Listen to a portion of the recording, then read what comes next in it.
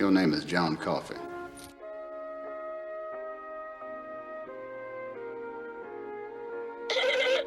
Yo, check it out. His Royal Highness King Just. Hey y'all, can I get some?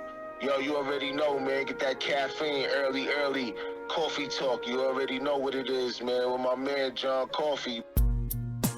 Greetings, you are now listening to Coffee Talk, and this is John Kafi. Here at Coffee Talk, we do this for the culture with new episodes every Saturday at 3 p.m. Eastern. You can check us out online at www.coffee-talk.com.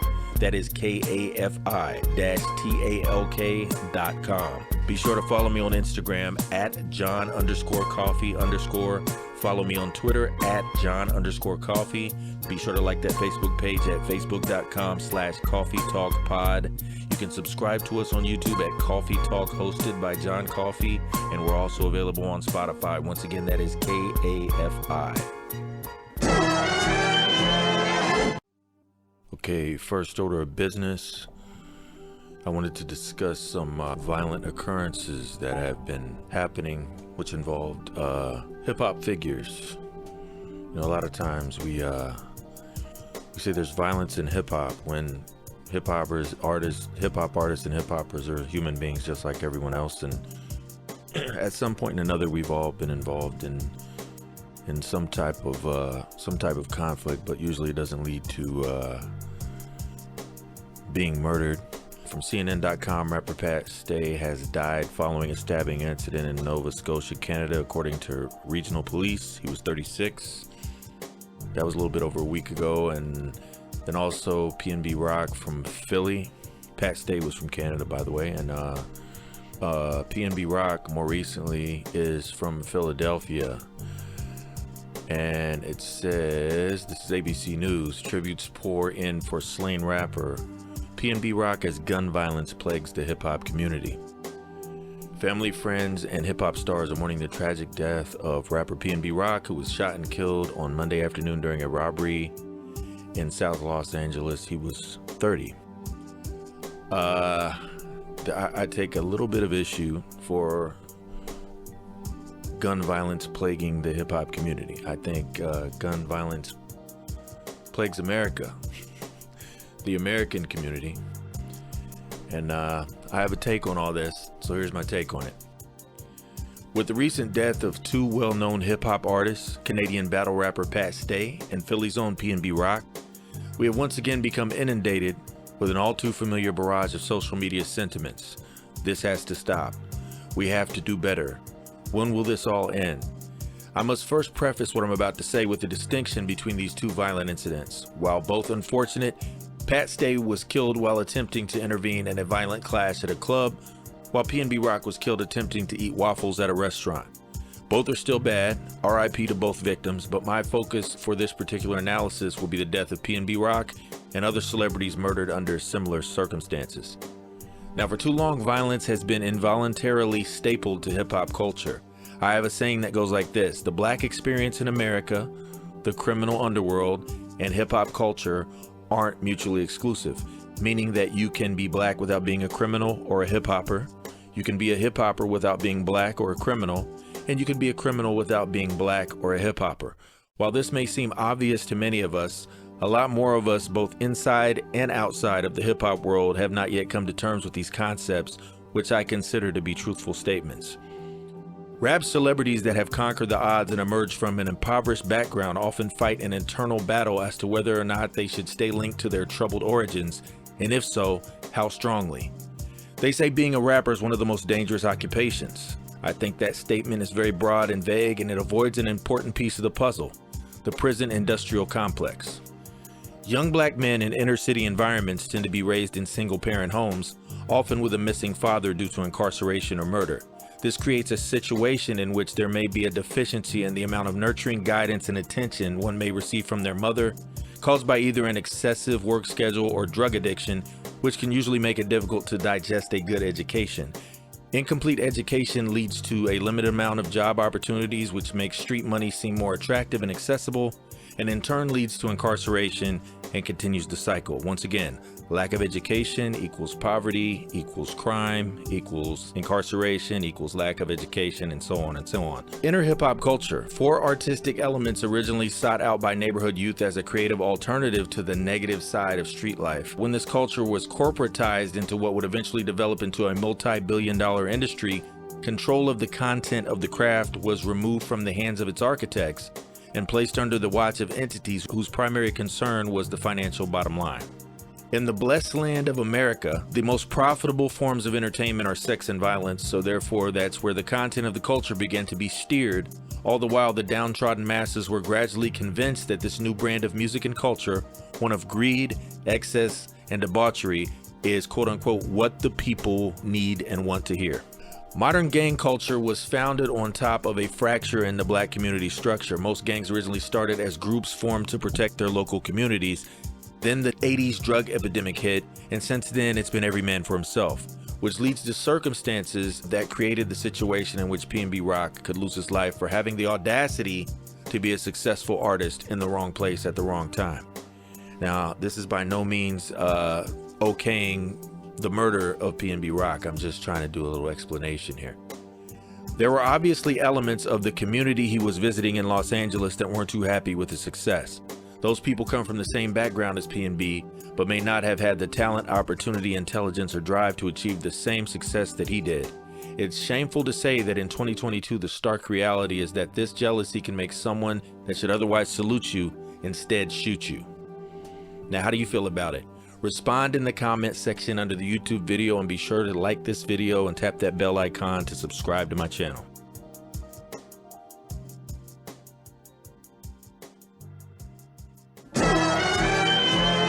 Okay, on a lighter note, for this episode's edition of Coffee's Crates, we're going to be going through a few releases that I think you guys need to check out.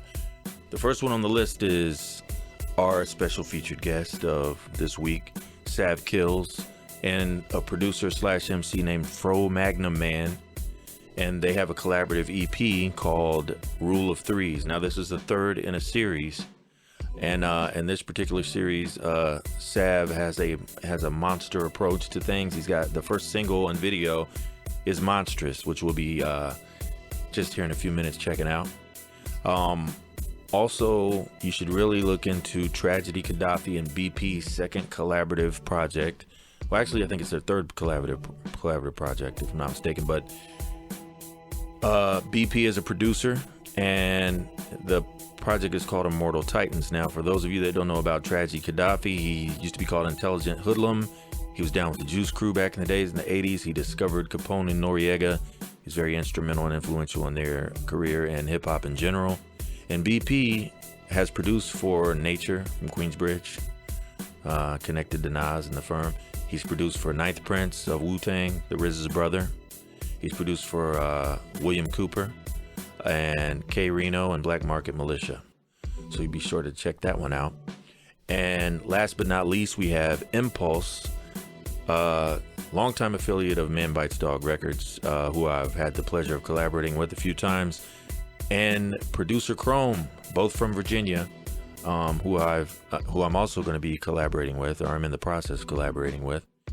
And they have a project together, Impulse and Chrome. It's called By Love or By Force, and it features artists such as Sleep Sinatra, who's been making a lot of noise the last couple years with some great releases and guest appearances. Also Bless Picasso, Mental to God, and myself, Merkaba. So you be sure to check that out. That is Impulse and Chrome, By Love or By Force. Now stay tuned in every week, and we're going to keep serving you up some new music to check out straight out of Coffee's Crates. You be at your risk. I'll toss you like a bowling ball into a gutter. Rough like the rougher, Brooklyn ain't raised no sucker. You can say I'm just a rare breed, a real knucker. Fierce when it comes to a mic, I'm a destructor. Operate like doctors with scalpels to gut ya. Just another buster, don't let my goons cut ya. Laugh, watch you blunder, pray I take 'em under. Cold case never found.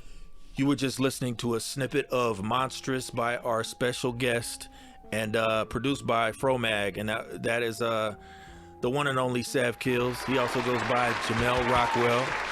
and he's the live Brooklyn MC, affiliated with a co-founder and a member of All Elements with DJ J Ronan out of New York.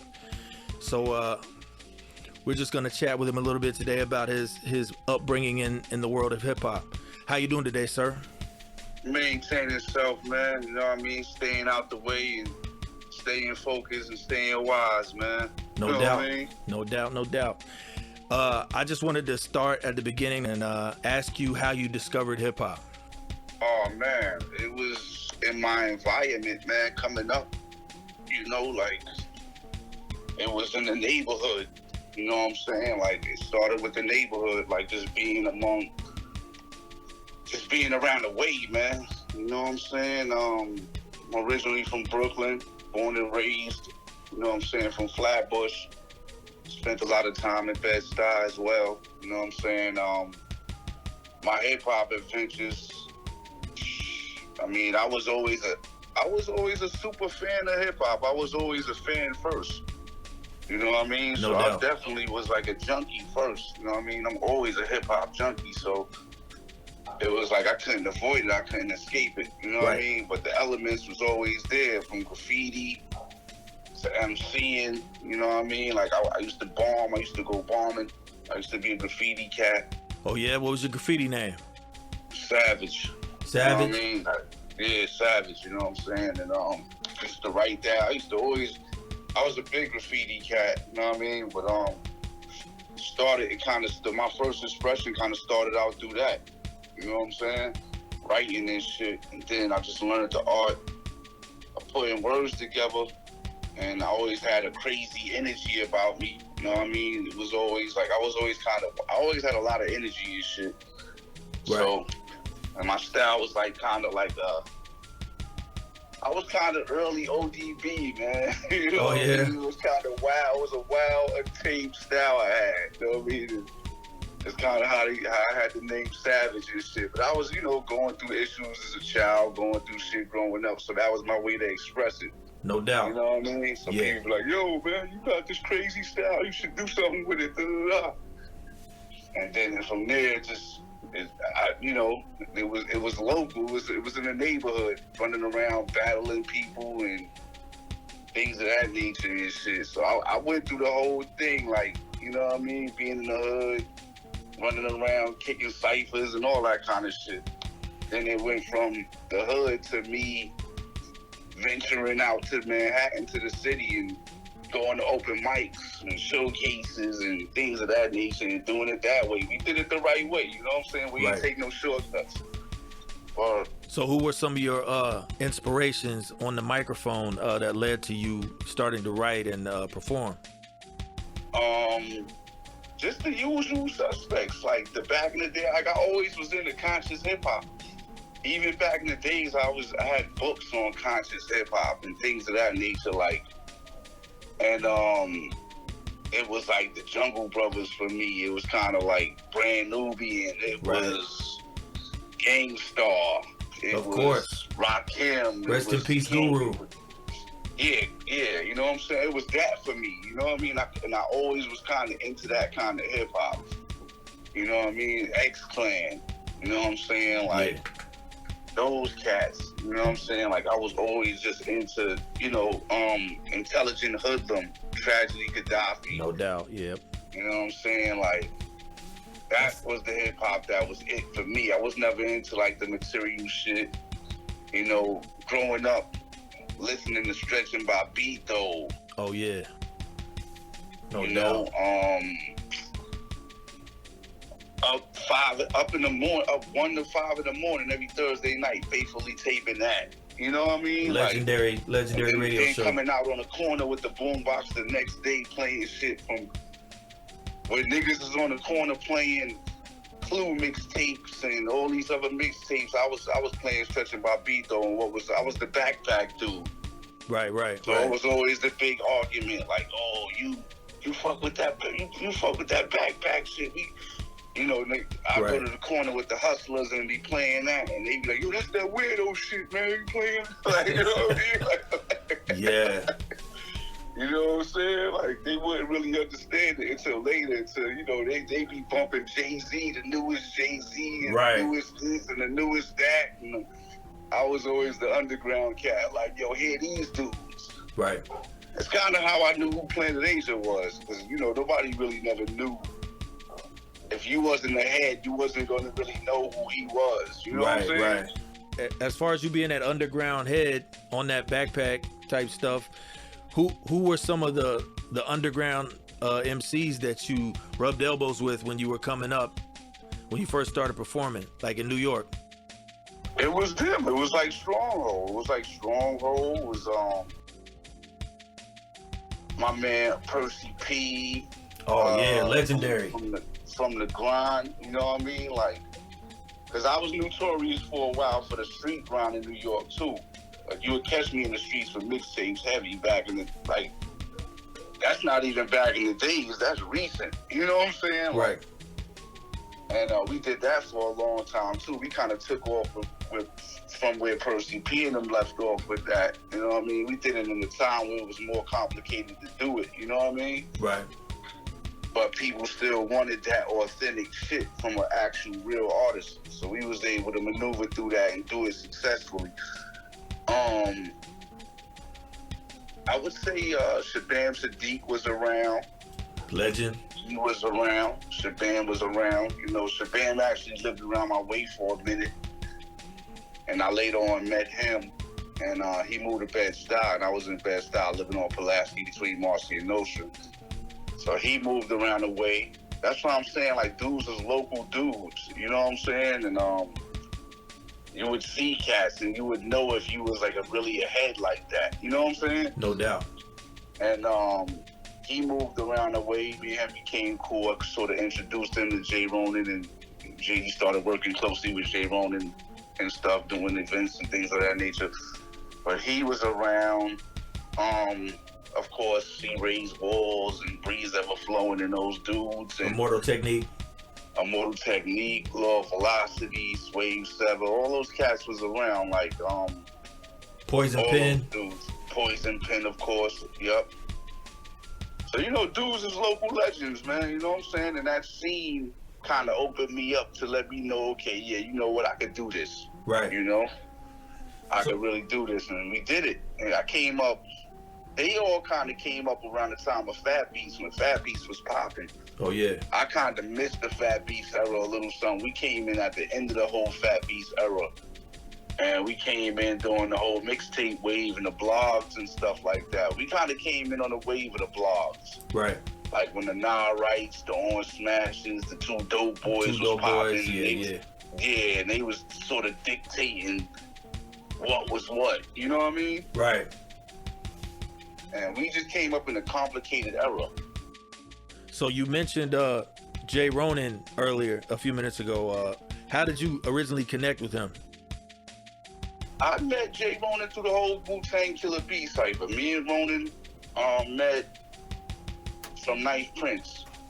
Big up the Knife Prince, Killer Army. Killer Army. I was running around with Knife for a minute. And, that's RZA's younger brother. No doubt. I connected with Ronan through him.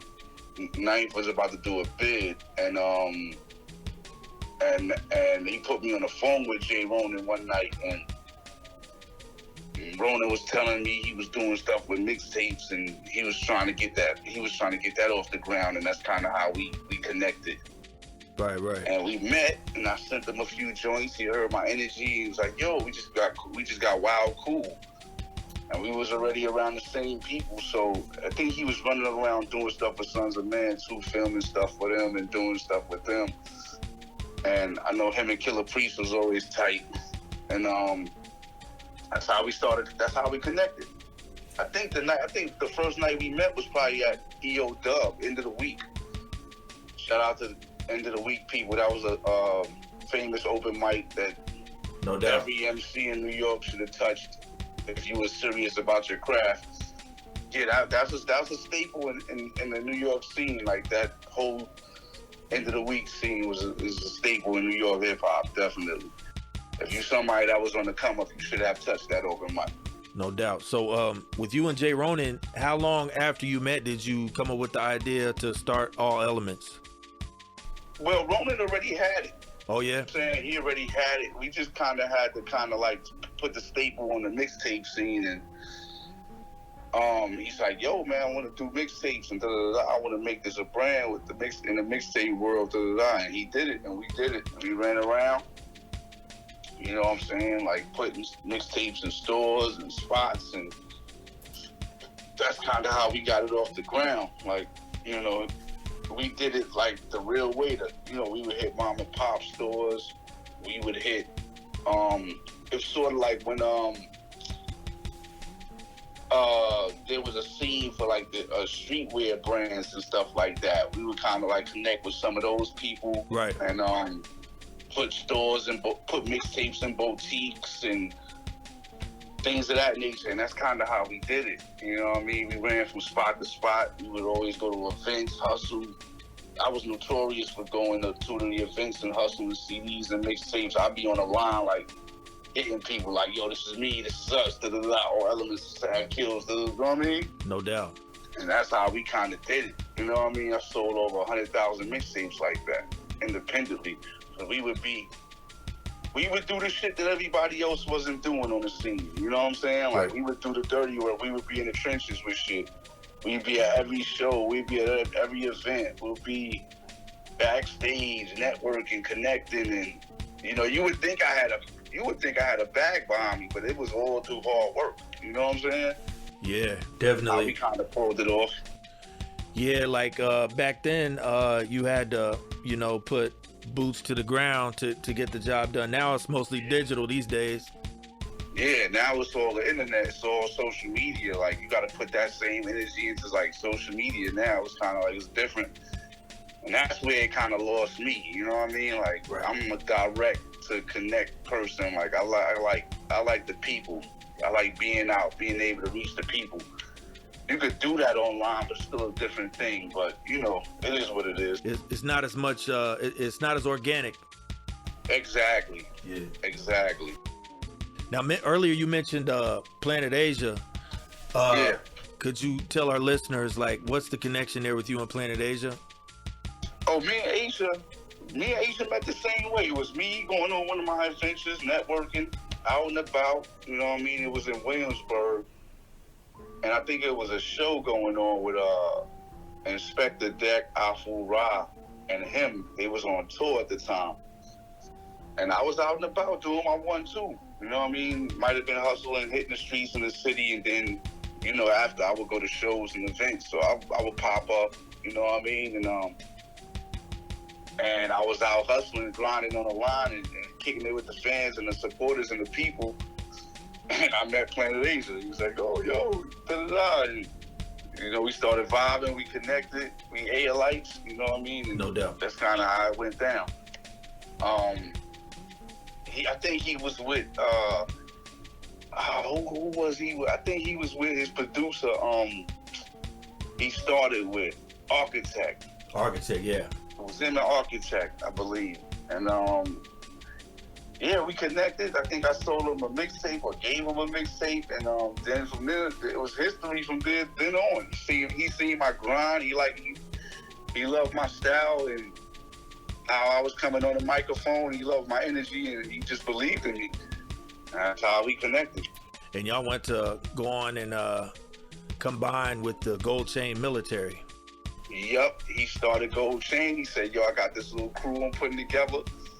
And he was like, yo, I'm gonna definitely put you down with that. Because, we was already, like, doing shit, you know what I mean? As soon as we connected, we, probably, that next day, he was out here in New York for a minute. We hit the lab, and we was already working. Or he sent me some stuff. I think the first song he sent me was Baby Food for one of his projects. And that was the first joint I jumped on with him. It was on one of his albums. It was me, him, and Tri-State. A joint called Baby Food, and that was history from then on. That's what's up. And we came to good friendship, probably like one of the few homies I really kind of got in the industry. We just connected like that. No doubt. As far as you mentioned earlier, Wu-Tang Clan. That's how you connected and met Jay Ronan. Now you also have some kind of ties with Wu-Tang, correct? Yeah. And you mentioned before we started the interview that you had a bond with, God bless the dead, Papa Wu, Freedom Allah. Right. Yep. Indeed. Yep. I know. Like I said, that came through my educator, Born Supreme, who was from Gates Ave, who gave me knowledge of self. And he sort of brought me around the older guards, and Papa Wu would be around. You know what I mean? He would be in Bed-Stuy. He's from right there in Fort Greene, so. And brothers is local. You know what I mean? Like I said, and so from then on, I was young. You know what I mean? And Papa Wu always loved my energy. He used to take me around the shows and events. I used to kind of tag along with him in the early part. And he also had a studio that we used to be in on Fulton Street in the basement of Restoration Plaza. And everybody used to be down there, from like Sons of Men to Brooklyn Zoo. Dirty used to be down there. It was kind of two studios Wu-Tang had. And it was Restoration Plaza in Brooklyn, and then it was 36 Chambers on 5th and 6th in Manhattan. That was RZA's joint. Right. And we used to all be in there too, battling and things of that nature, and having fun, building. You know what I'm saying? I was young, so I kind of used to stay to myself sometimes too, kind of just listening and observing, you know? Yeah, doing the I knowledge. wasn't really so much pushing myself on RZA and all that. At time to time, he would bring out the microphone and let cats rap and things of that nature. But I kind of was like always to myself, and like if it called for that, I would do that. But I was kind of just learning and kind of like absorbing, just like, damn, I'm around these brothers. You know what I'm saying? Right. This was like 96, 97. Now, as far as, I just want to ask you a question, as far as out of all the artists that you've networked with, what's one of your favorite or a few of your favorite collabs that you've done? Oh man, shit. It was always a pleasure working with Sean Price and Planet Asia. I've collabed a lot with Rusty Jukes. Boot Camp was also prominently around during my come up. They was also helpful. Shout to Steel, you know what I mean? Shout to the whole Boot Camp, Shucky Ducky and those cats. So they was kind of like, them and the Wu-Tang fan was one and the same to me. Like, they was the same comrades, you know what I'm saying? Right. Like, they all, or MOP as well. Shout to Fame, you know what I mean? They all was instrumental in our come up, you know what I'm saying? And they always was helpful to what me and Jay Ronan was trying to build and do. They sort of seen us as the torch bearers to that sound and kind of gave us like, okay, yeah, we gonna stand behind them because they rep what we rep. You know what I'm saying? Right. Definitely Planet Asia. Price, I got a couple joints with Price. Price is always a brother that was around too as well. R.I.P. Rest in peace to Sean Price. Yeah, man. I mean, I got a few. Like, was a kid I was mentoring by the name of Frank Knight. Frank Nizza, he's on the come up. He was doing this thing like him. I had a lot of dope collaborations, man. You know what I'm saying? Killer Priest, me and Priest worked a lot. Of course, like Cap always, you know, Cap will be around. He always lends his voice to things of mine, what we got working on. Yeah, I mean, that's pretty much piece to Inspector Deck. Me and Deck got a few joints. Out the clan, that's like Deck and Cap, you know what I mean? Like, right. Priest, you know.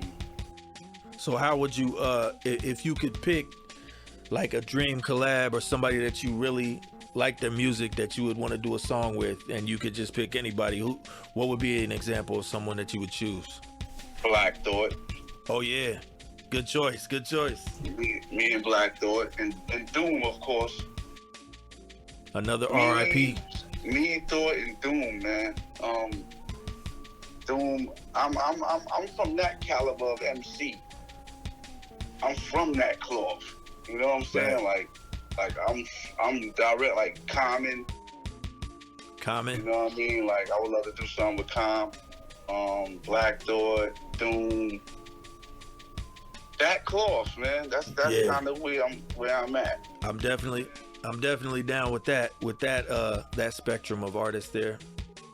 And I'll get like Kanye, the producer. Like gotta be like early Kanye though. You know what I mean? Early Kanye. Well, That leads to the next question I was going to ask you. Now, out of the producers that you work with, like, who's a producer that you collaborate with the most, that you've collaborated with, or have you usually used a variety of producers? out of the prominent bunch, I would say I spit on the RZA beat. Oh yeah. And it never got released though. I've worked with Alchemist through Planet Asia. I worked with Large Professor through Asia. Large Professor to me is my favorite producer. Oh, word. Yeah. Large Pro. You know, I would see Large all the time. Large would always be on the scene. And, you know, like he saw me out in Cali working with Asia. It was another level. But them. I would say most recently I like to work with Apollo Brown. Oh yeah, no doubt. Shout out to Apollo. I've been reaching out to him. We'll see what happens. But him, most recently from out the Griselda crew, Camouflage Monk. Me and Camouflage got a little project in the cut. Hopefully that'll see the light of day soon. We had a single out called Summertime last year that was floating around, produced by him. Of course, Beat Butcher. You know, I got some stuff in the chamber from Beat Butcher. Oh yeah, I told you my favorite joint was that We Don't Look to the Skies. Yeah, he's a monster now, man. Like, I can't get that cat on the phone probably. Like, he's just the motherfuckers winning Grammys and shit now. So it's like, you know what I mean? So, right. But I got some stuff in the stash from him. And it'll be on an album that will see the light of day soon called Still Determined, which is an album I had in the cut for the longest. We just was waiting for the right situation, but we just gonna let it go soon. And that's a play off of a title of one of your older releases, ain't it?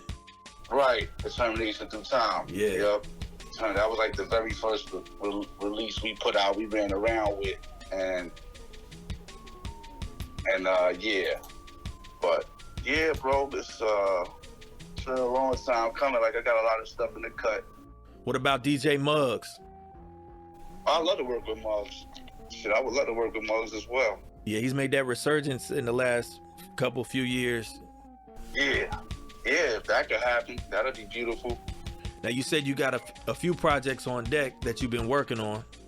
Yeah, I got some stuff. One, Crack Kills with me and CX Kidtronic, you know what I'm saying, from the Stones Throw family. Working on some stuff. We about to play. Actually, I just did a joint with Cool G Rap for it. Man, and there we go. We keep mentioning my favorites. That's my favorite MC, G Rap. Just did a joint with G Rap for it, and we just finished it off. This shit, it's gonna be coming soon, and that he got an album coming out soon too in October, I believe. So he's been back active and working too. Oh yeah, Last of a Dying Breed. I saw that online actually. Yeah, I think it's him and Kane, I believe. Yeah, they got a song out. It's on. I just saw it on YouTube. They got a. Yeah, I heard it. It's dope. Produced by Domingo. Yeah, Domingo. Yep. So he's back in effect. Have you ever worked with him, Domingo? Nah, I haven't worked with Domingo. But shouts to him though. I would like to work with him. Yeah, shout out to Domingo. But, yeah, bro. Crack Kills, me and CX Kidtronic, and got something, like I said, in the stash with Camouflage Monk EP, and then I got this album called Still Determined coming, and I might whip up another Movable Kings or Movable Kings 2, because I got stuff laying around in the stash and shit. So me and Rona gonna dig through some things and also maybe create some stuff, you know what I mean? And keep it going, yo. That's what's During up. the pandemic, I bought my own little setup. So producers send me stuff like I got Pro Tools and everything. So I'm just kind of like waiting to blast off, and I got darts written in the stash, ready to go. So I'm ready. So how I did want to ask you about Jamel Rockwell, your alias. Where did that come from? That came from me. I've seen the whole everybody using their real names now, like. Right. So I always said I wanted to use my name to kind of take just to open things up a little bit, because Sav Kills could be kind of limited. Right. People, you know what I mean? So yeah. I was like, okay, let me use Jamel Rockwell. It's less threatening. Yeah. Like, yeah. People hear Sav Kills, and it was like, oh, what are you killing? No, I'm not killing anybody. Might scare a promoter. Yeah, exactly. So I'm just like Jamel Rockwell, man. You know what I'm saying? It's more slicker. You got a ring to it. It's Jamel is my real name. You know what I mean? Yeah. And it's kind of mixing the old with the new, because back in the days, cats used to add that ski name or the Rockwell. Yeah. So it's kind of like me bringing a new vibe to it. So how often do you switch back and forth, or do you is it specific songs, or? Not really. I mean, I would say Jamel Rockwell was more the intimate me. Right. With Sav Kills is kind of like the raw MC, kind of going for the juggler and shit. You ever thought about doing a full Jamel Rockwell project? Yeah, definitely. That's gonna come. Gonna come. I still feel like I'm getting people familiar with the name, because I made such a name with Sav Kills. It's like some people don't even really want to accept it. Like it's some people like it, and then some people get it, and some people are like, no, man, I want Sav Kills. You know what I'm saying? Yeah. It's not like I'm doing some big kind of change. It's still the same person. Yeah, right. It's just me showing different aspects of me through Jamel Rockwell, bringing you more into my life. Like you mentioned with Doom earlier, he has a variety of, Right. Victor Vaughn and, King Ghidra and all that. Yeah, exactly. I also got Dr. Nomad, which was sort of inspiration I got from Doom, of course. Right. I always wanted to be we always want to be superheroes, and we just come from that era of like. No doubt. Wrestling, kung fu flicks, comic books. Kung fu flicks, cartoons, and all that. Even when our superheroes sounded like villains and shit, like the voices and the G.I. Joe and Transformers. Yeah. Even the cartoons we grew up on was intelligent and like shit like that. You know what I'm saying? Scientific. Yeah. So, that's where I want to go with that. You know what I mean? X-Men and shit like that and things of that nature.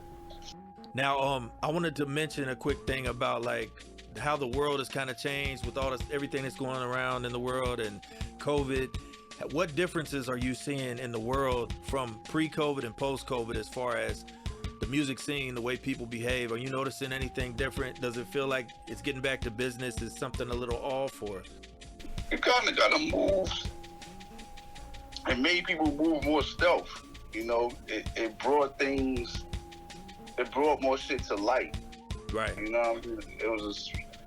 The light is more on things now. So if you are doing shit, you got to kind of move in stealth. Right. You know what I'm saying? You got to be careful out here. You got to be vigilant out here. That's a fact. You got to definitely be more on guard. You can't be posting stacks of money to your ear on Instagram, telling locations of where you're at, and all of a sudden leaving. You know what I mean? It's just like, you just gotta move a certain way, man. These youngsters don't move too wise. You know what I mean? So it's just, I mean, we knew that. You know what I mean? It's something we already knew, but you gotta remind yourself as well too. You know what I mean? It's like they said in that Malcolm X movie. I don't know if Elijah Muhammad actually said this in real life, but in that movie, he's like, them cameras more powerful more dangerous than any drug, right? So now everybody got a camera. I don't even know how these dudes are out doing crime. You might as well just do something and turn yourself in, because everything is being captured. Right. You know, like, you see the clips. Like, you can't, you thinking you got cats out here on mopeds, sticking people up and robbing people on mopeds and shit. Right. Cameras is catching y'all. Like, you might have a mask or something on, but they gonna get to you. They gonna get to you. All it takes is 2 seconds for you to pull your phone out. Somebody's filming. Pretty much. So, I don't know, man. Cats are silly, man. Like, I don't get it. You know, like, it's really even not a good day to be a rapper. You got to kind of keep things under wraps, because there's so many people that's jealous out there and just envious towards anybody who got something going on for themselves. Definitely. And it's a lot of things combined. I noticed, like, there's the pride and the glory aspect of it, of people shooting themselves in their own foot by trying to show off too much and it get them in trouble. And then there's also the envy. It's like all the devilish traits. The devil is out in full force right now. So your spiritual, if you tapped into your spiritual, you're gonna feel that. You know what I mean? And if you tapped into that higher being within yourself, like, you're gonna know these things. Your third eye is gonna be open. Right. You know what I mean? Yes, you just gotta be extra on point and just, you know, you're gonna feel it. Like, we ain't the average folks. You know what I mean? So, you're gonna feel all of that. You know what I mean? And you're gonna be guided. You know what I mean? So you just gotta just know and just keep the right people around you as well. And also something called the art of staying out the way. Yep, that's what I just said. Yep, exactly. Stay the fuck out the way, G. Because the devil he's taking heads, boy. So, but he know who's who. You know what I mean? So you just got to be strong in your faith and what you know. You know? Right. Like, broadcasting, what I do is me being who I am. You know what I mean? It's kind of like, I'd rather keep it. Those who need to know. You know, those who don't, whatever. That's the double-edged sword of social media. If you're an artist, right?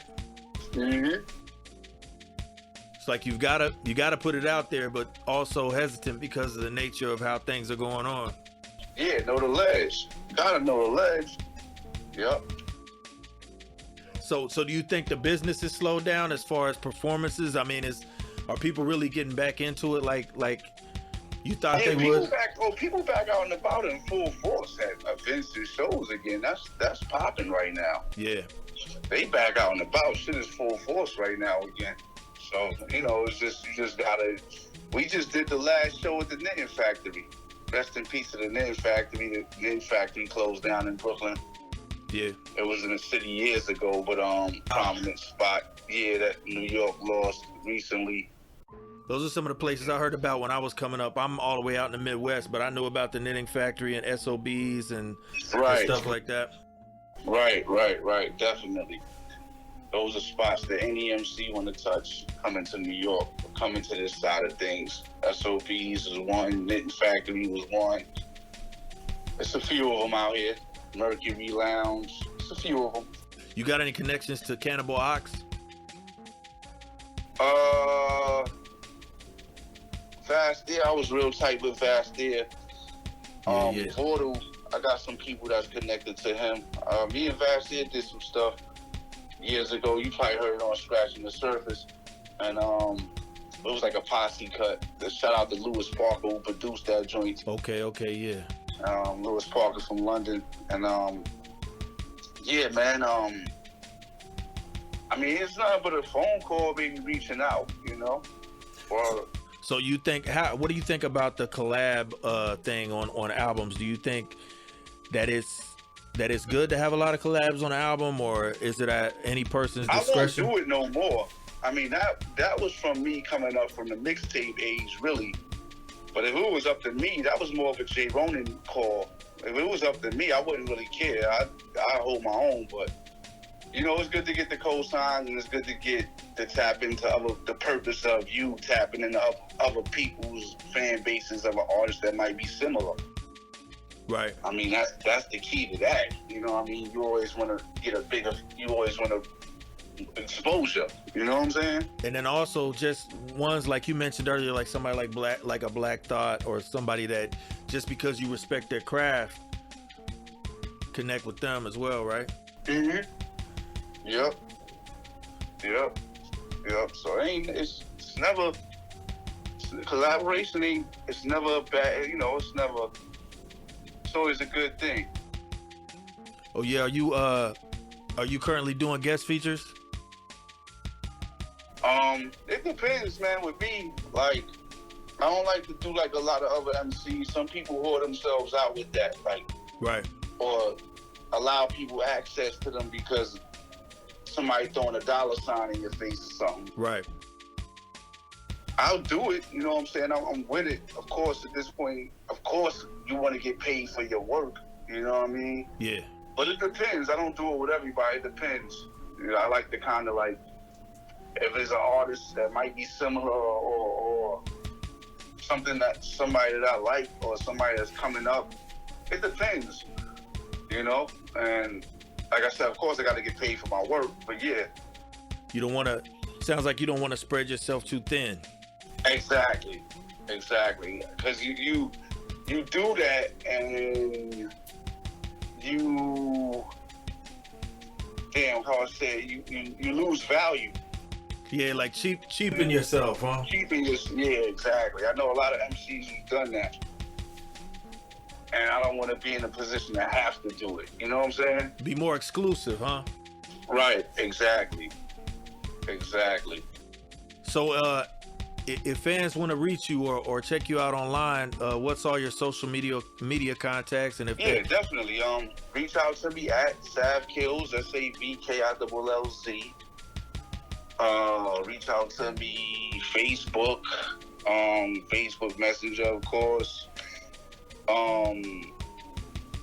Instagram. I'm not on TikTok yet. I'm trying to figure that out. I don't really deal with that. Yeah, TikTok. Instagram, you can reach out to me all day. Instagram, SAVKILLZ, Sav Kills. Now, the thing that happened to me was I lost my original pages during the pandemic. And yeah, I was like, oh man, I lost a bunch of followers, man. Like, and I had to kind of start from the beginning again. What happened? You had it from me. I had a third-party app, and I was trying to unfollow people. So be careful with attaching third-party apps to your Instagram and unfollowing people. Like, fucked around and lost my page, and it had the same thing. Well, similar thing kind of happened to me on Twitter as well. Right. As a matter of fact, it was me promoting on Twitter to. I know I had got into it with some XXXTentacion fans, rest in peace, because it was something I was promoting. And I don't know, for some reason, I was talking to his fans, and something happened. His fans jumped on me and got me out of there, and I was like, oh, God. Oh, you know they got those teams now, like Beyonce, she got a crazy, they call it the Beehive. Yeah, man, yeah. That shit is real, bro. They'll get you up out of it. Kanye, he got some he got a team. Don't argue with people's fan bases. Take it from me. You know what I'm saying? Like, don't do that. Because if they got 1 million fans, you can bet there's some hackers up in there. Oh, yeah, definitely. They will get you the fuck up out of here, yo. So don't play with that. Do not play with that. Be very careful. So, and I was mainly on Instagram and Twitter. You know what I'm saying? Like, more so Instagram more than anything. Instagram and Facebook Messenger. That's the good place to get me. I used to have a savkills.com, but I feel like in this day and time, you really don't need one. But I might get another one soon, so we'll see. That's what's up. Well, now they got link trees. You can put all your links on that. Right. Yep, exactly. So right now we got the album out. We got a 3-song EP out now called The Rule of Threes. And me and Fro Mag, that's out now, streaming everywhere. Bandcamp. Y'all can also get my stuff on Bandcamp. Go get it over there. allelementsmusicgroup.bandcamp.com. Anybody want to reach out to me for collabs or features or any business, savkills@yahoo.com. SAVKILLZ@yahoo.com. and or reach out to DJ J Ronan. J Ronan handles a lot of my stuff too, so reach out to him as well. How far are you willing to travel for a show? Anywhere, man. Anywhere. As long as the accommodations are right. Right, that's it. You know? And yeah, I'm willing to come rock anywhere, yo. That's it. As long as the accommodations is right, you know, and that's it, you know? You getting paid decent, whatever. Like, I'm willing to come through. Is there any message you have for the hip hop nation?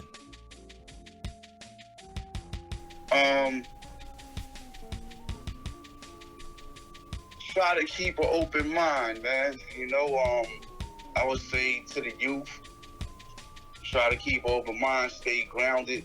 You know what I mean? You know, my generation and this generation. Oh, shout out to the cats like Flatbush Zombies. Shout out to the cats like Corday. Yeah. Being Corday. Shout out to those MCs, man, because there's dudes holding the craft, Joey Badass in them. Yeah. I mean, there's young dudes that have that direct, you know, what I would say, that thread. Right. Yeah. Of the same cloth of MCs that we come from. Fahim the God, you know what I mean? Him. Those are the youngsters that I love and I stay checking for, and who inspired me to keep keep going. I ain't even gonna say J. Cole and Kendrick and those dudes, but yeah, them too. But those are the cloth for MCs that like I highly respect, and you know, I'm glad to see that there's still that going on. You know what I mean?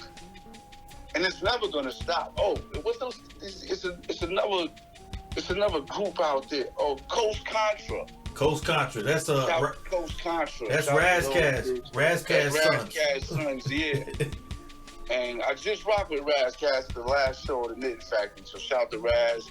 Shout out to Coast Contra and what those kids are doing. So hip hop is going strong, bro. No doubt. Don't let nobody fool you. Don't let the mainstream say that this is not dope. And that's always been something that, you know, they always been trying to assassinate the character of the real shit. You know what I mean? Definitely. So, it is what it is. It ain't going nowhere. You know who you mentioned earlier, Flatbush Zombies, one of their members, Michi Darko, he just dropped a solo album. He's got Black Thought actually on that album. See? Yeah. Like I said, it's a thread. It's us, man. You know what I mean? No doubt. So these kids keeping it alive, yo. So those are the kids we gotta keep upholding. You know, you got these drill kids and destroying themselves and killing themselves and doing all this other madness, but they act like these kids over here don't exist. No. Right. It's a whole crop of MCs of a new generation that's keeping our shit alive. You know what I'm saying? Where they try to make it seem like our shit ain't, you know. They're sticking to the code. The code remains. Exactly. So that's a blessing. So yeah, man. Keep going, bro, and stay amongst the cats who in your lane, man, and keep an open mind of what's going on around you. You know, stay aware of what's going on. You know. No doubt. That's the biggest thing with the elder statesmen. We just gotta stay in the loop of what's going on. Cause certain cats, you know, life takes place. No doubt. As long as you stay in tune, you'll be all right. Definitely. And don't count the youth out. Teach them, you know? Teach the youth. We can learn from them, so. Right. It's about teach the babies. It's important, you know? Well, it was good talking to you, brother. Yes, sir. We'll do it again maybe if you got another release coming out. Yes, sir. Soon. We dropping some stuff. I got some Lucy's coming, some singles. I got some with Wavy the God. Shout out to Wavy the God. That's and what's up. got some stuff, like I said, with Camouflage Monk. That newer wave of the boom bap cast that's coming up. No doubt. So yeah, stay new, man. Stay new, stay wise, yo. Stay new and stay wise. Yup. Good talking to you. Sav Kills. Peace. Peace.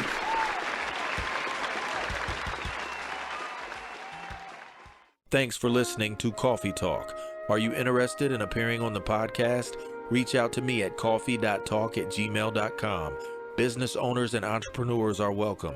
Sponsorship packages are available to have your product or service featured on Coffee Talk.